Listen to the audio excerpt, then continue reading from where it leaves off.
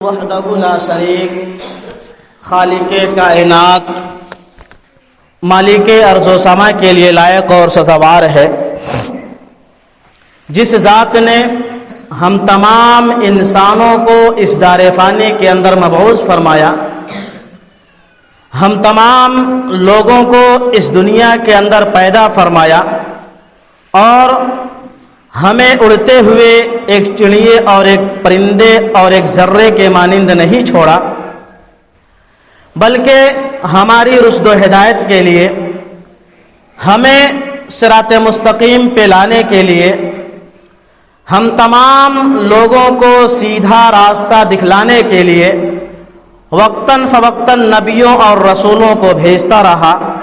جو ذات ہم سب کا خالق، مالک اور رازق ہے، جو ذات علی کل شیء قدیر ہے، جس ذات کی بہت ساری نعمتیں ہمارے اوپر موجود ہے، انہی نعمتوں میں سے ایک عظیم نعمت یہ ہے کہ اللہ رب العزت والجلال نے ہمیں اشرف المخلوقات انسان بنایا اور ہمارے آخری نبی جناب محمد الرسول اللہ صلی اللہ علیہ وسلم کا امتی ہونے کا شرف بخشا۔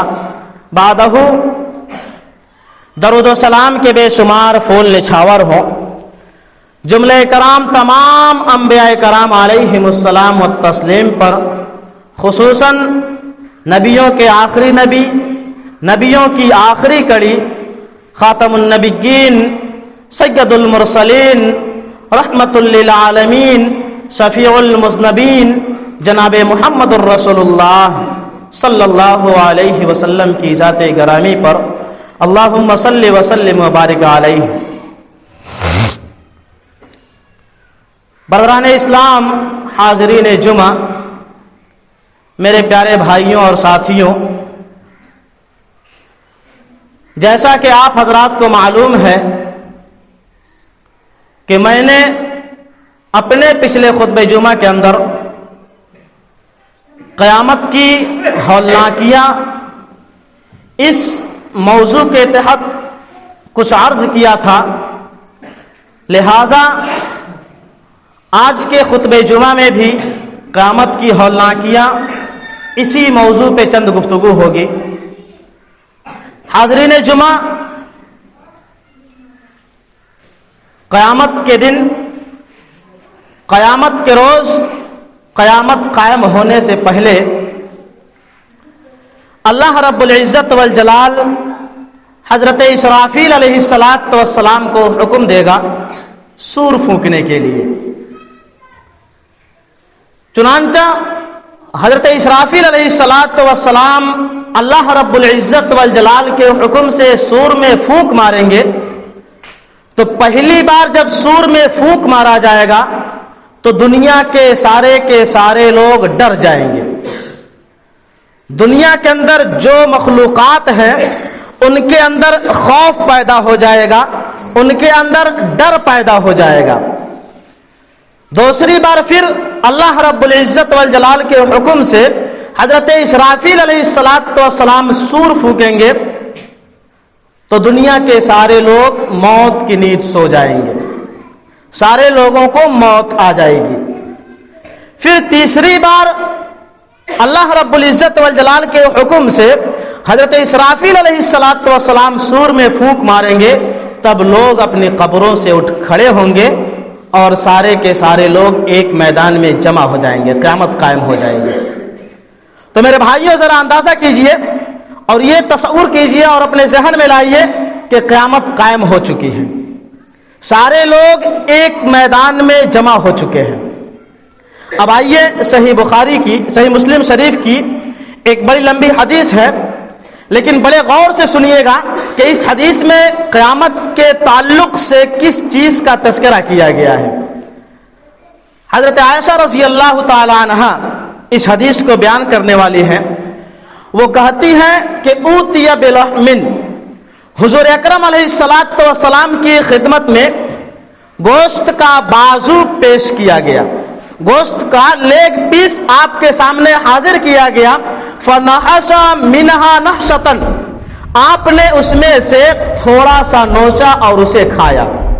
پہلی چیز اس حدیث سے یہ بات معلوم ہوئی کہ گوشت نوچ نوچ کر کھانا یہ سنت نبوی صلی اللہ علیہ وسلم ہے.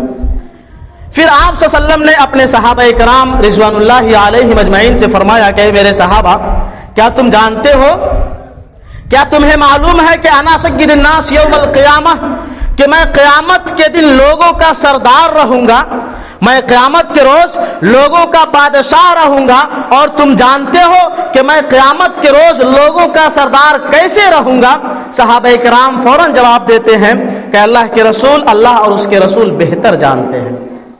تب اللہ کے نبی جناب محمد الرسول اللہ صلی اللہ علیہ وسلم ارشاد فرماتے ہیں کہ یجمع اللہ الناس الاولین والآخرین فی سعید واحد، کہ اللہ رب العزت والجلال سارے لوگوں کو ایک میدان میں جمع کرے گا، سارے لوگوں کو ایک میدان میں اکٹھا کرے گا، جہاں اگر کوئی شخص دیکھے گا تو بیک وقت سارے لوگوں کو دیکھ سکتا ہے، اور اگر کسی کو پکارے گا تو اس کی پکار کو بیک وقت سارے لوگ سن سکیں گے.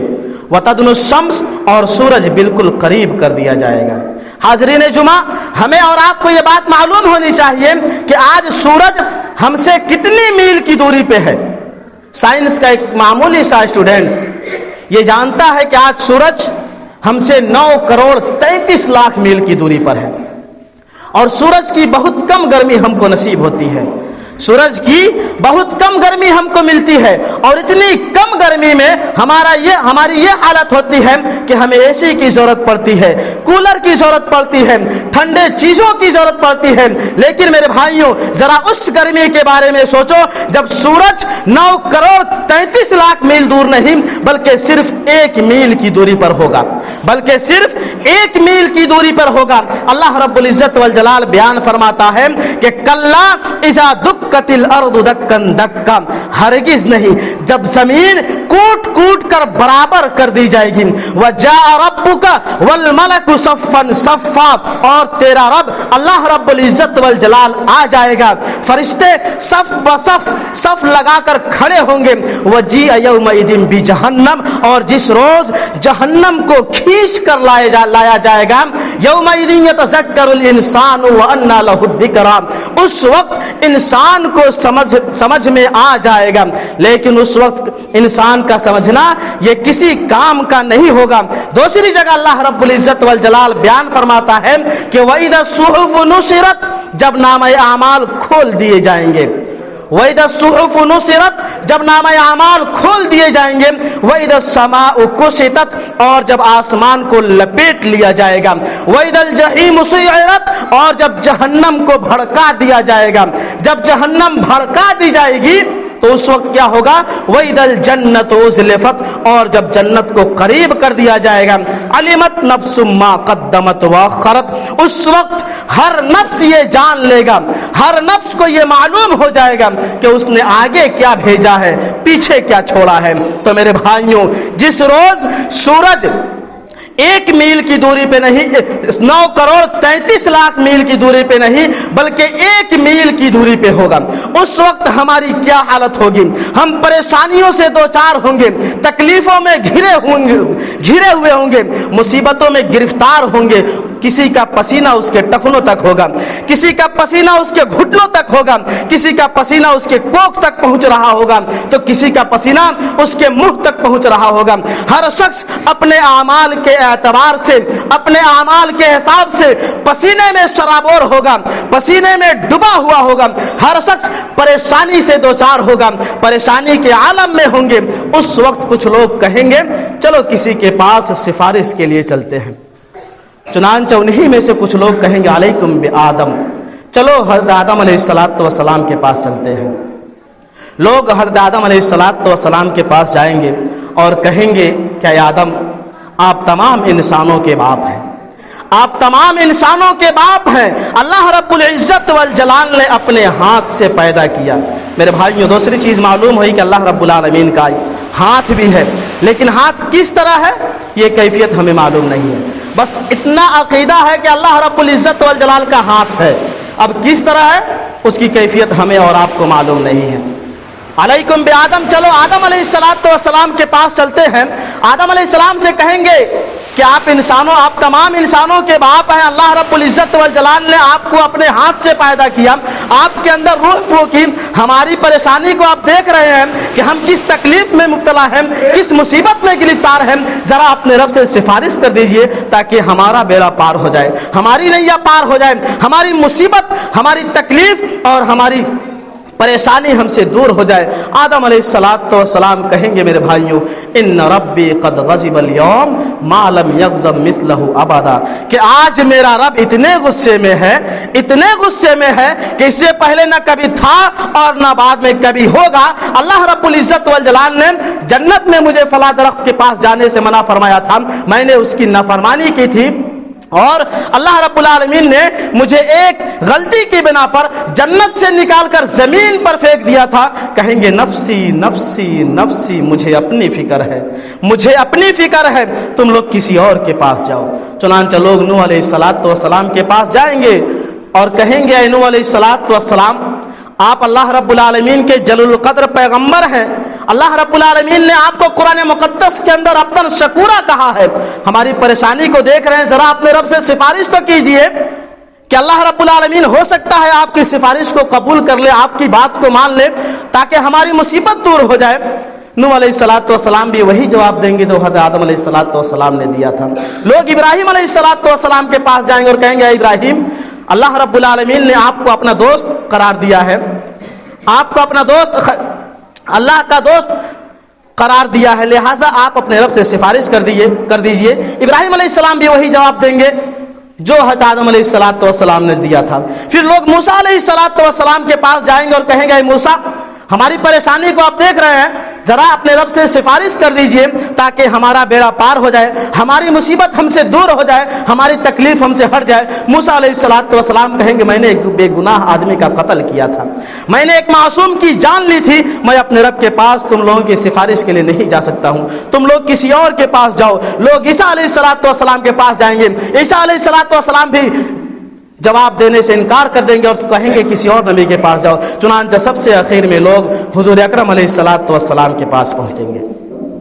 سب سے آخر میں لوگ نبی اکرم علیہ السلام کے پاس پہنچیں گے اور ان سے کہیں گے کہ اللہ کے نبی، آپ رحمت للعالمین ہیں، آپ تمام انبیاء اور رسولوں کے سردار ہیں. اللہ رب العالمین نے آپ کو تمام کائنات کے لیے رحمت للعالمین بنا کر بھیجا تھا، لہٰذا آپ ہماری پریشانی کو دیکھ رہے ہیں، ہماری مصیبت کو دیکھ رہے ہیں، ذرا اپنے رب سے سفارش کر دیجئے تاکہ ہماری مصیبت دور ہو جائے، ہمارا بیڑا پار ہو جائے، ہماری تکلیف ہم سے ہٹ جائے. چنانچہ اس وقت اللہ کے نبی صلی اللہ علیہ وسلم فرماتے ہیں فآتی تحت العرش، میں چلوں گا، میں عرش کے نیچے آ جاؤں گا، میں سجدے میں گر جاؤں گا، پھر اللہ رب العالمین کی تعریف کے کلمات ایسے الفاظ میں بیان کروں گا کہ اس طرح کی تعریف میں نے اللہ رب العالمین کی اپنی زندگی میں کبھی نہیں کیا تھا. لیکن یہ تعریف کے کلمات اللہ رب العزت والجلال ہی مجھ پر نازل فرمائے گا. پھر اللہ رب العالمین مجھ سے کہے گا یا محمد، اے محمد، ارفع راسک، آپ اپنے سر کو اٹھائیے، آپ اپنے سر کو اٹھائیے، سل تعطى، آپ سوال کیجئے، آپ سوال کیجئے، آپ کو عطا کیا جائے گا، اشفع تصفع، آپ صفات کیجئے، آپ کی صفات قبول کی جائے گی. میرے بھائیوں، اور یہ بھی بات یاد رکھیے کہ حضور اکرم علیہ السلام کس انسان کی صفات کریں گے اور نبی اکرم صلی اللہ علیہ وسلم کی صفات کن کو نصیب ہوگی. حضرت ابو ہریرہ رضی اللہ تعالیٰ عنہ بیان فرماتے ہیں کہ انہوں نے اللہ کے رسول سے سوال کیا کہ من اسعد الناس بصفاتک یوم القیامہ، کہ اللہ کے رسول آپ کی صفات کل قیامت کے روز کن لوگوں کو نصیب ہوگی.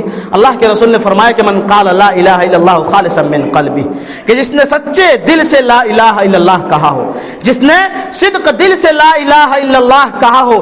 ایسا نہ ہو کہ لا الہ الا اللہ بھی پڑھتا ہو، غیر اللہ کی عبادت بھی کرتا ہو، لا الہ الا اللہ کا اقرار بھی کرتا ہو اور غیر اللہ کے نام پر جانور بھی ذبح کرتا ہو، اللہ رب العالمین پر ایمان بھی لاتا ہو، کسی اور کو غریب نواز بھی سمجھتا ہو، اس کا ایمان گڑبڑ ہے، اس کی توحید گڑبڑ ہے، اس کا عقیدہ گڑبڑ ہے، اس انسان کی صفات نصیب نہیں ہوگی. میرے بھائیوں، حضور اکرم علیہ السلام کی صفات انہی لوگوں کو نصیب ہوگی جس نے سچے دل سے کلمہ پڑھا ہو. تو میرے بھائیوں، یہ قیامت کے دن میدان محشر میں جمع ہونے کا منظر ہو گیا. اب آئیے ہماری پوری زندگی کی ریکارڈنگ، ہمارا کرتوت اور ہمارا نام اعمال ہم کو دیا جائے گا۔ وہ منظر کیا ہوگا؟ آئیے قرآن مقدس کی روشنی میں آپ کے سامنے ایک ویڈیو پیش کرنے جا رہا ہوں، کیونکہ جب آپ غور کریں گے اور اپنے ذہن کو دوڑائیں گے تو آپ کو ایسا معلوم ہوگا کہ یہ چیز بالکل ہمارے سامنے ہو رہی ہے۔ اللہ رب العالمین سورہ حاقہ کے اندر ارشاد فرماتا ہے کہ یومئذ تعرضون لا تخفی منکم خافیہ، کہ میرے بندو جس دن تم کو پیش کیا جائے گا، یومئذ تعرضون لا تخفی منکم خافیہ، جس دن تم کو پیش کیا جائے گا تو تمہارا کوئی بھی چیز ہم سے پوشیدہ نہ رہے گا۔ تمہاری پوری زندگی کی ریکارڈنگ ہمارے سامنے کھلی ہوئی کتاب کی طرح ہوگی۔ تمہاری اچھائیاں، تمہاری برائیاں، تمہارا خیر و شر، ہر چیز ہمارے سامنے کھلی ہوئی کتاب کی طرح ہوگی۔ فَأَمَّا مَنْ أُوتِيَ كِتَابَهُ بِيَمِينِهِ، جس کا نام اعمال اس کے داہنے ہاتھ میں دیا جائے گا، جس کا نام اعمال اس کے داہنے ہاتھ میں دیا جائے گا، ہائے اس کی نصیب کا کیا کہنا، اس کی مقدر اور اس کی تقدیر کا کیا کہنا۔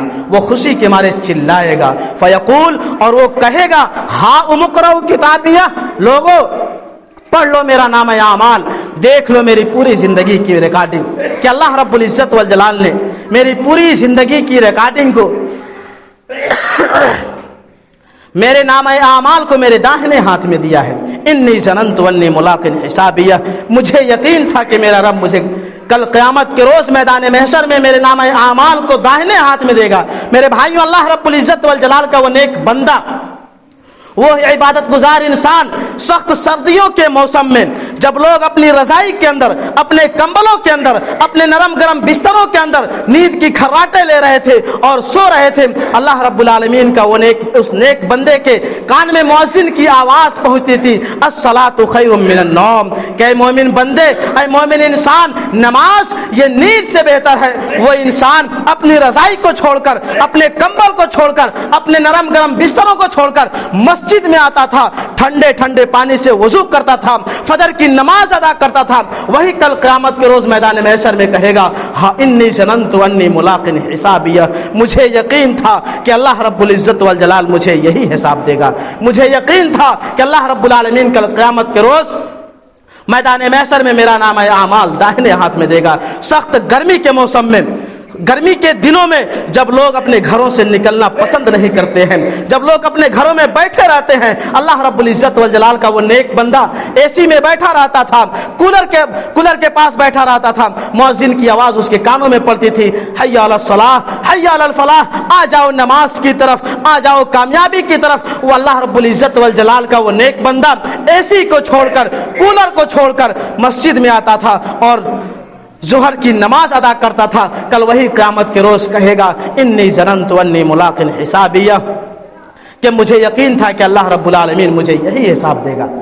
فہو فی عیشۃ راضیہ، بیچارے کے پاس دنیا میں رہنے کے لیے مکان نہیں تھا، کھانے کے لیے کھانا نہیں تھا، فٹ پاتھ پہ زندگی گزارا کرتا تھا، لیکن کل قیامت کے روز اللہ رب العالمین اسے فہو فی عیشۃ راضیہ، عیش و عشرت کی زندگی گزارے گا، بڑی ٹھاٹ باٹ کی زندگی گزارے گا، فی جنت العالیہ، اونچے اونچے مقامات میں اللہ رب العزت والجلال اس کو رکھے گا، قطوفها دانیہ، ہر قسم کے میوے اس کے لیے جھکے ہوئے ہوں گے، کلوا واشربوا ہنیئا بما اسلفتم فی الایام الخالیہ۔ اللہ رب العالمین اپنے اس نیک بندے سے فرمائے گا اور کہے گا کہ تم کھاؤ پیو، یہ تمہارے کھانے اور پینے کے دن ہیں، تم کھاؤ اور پیو، یہ تمہارے کھانے اور پینے کے دن ہے۔ تم نے اپنی دنیاوی زندگی میں محنت کی تھی، مشقت کی تھی، میری عبادت کی تھی، تم نے اپنی زندگی کو میرے حکم کے مطابق گزارا تھا، تم نے اپنی زندگی کو رسول اللہ کی زندگی کے مطابق گزارا تھا، تم نے اپنی عقیدے کی حفاظت کی تھی، لہٰذا تم کھاؤ اور پیو، یہ تمہارے کھانے اور پینے کے دن ہیں۔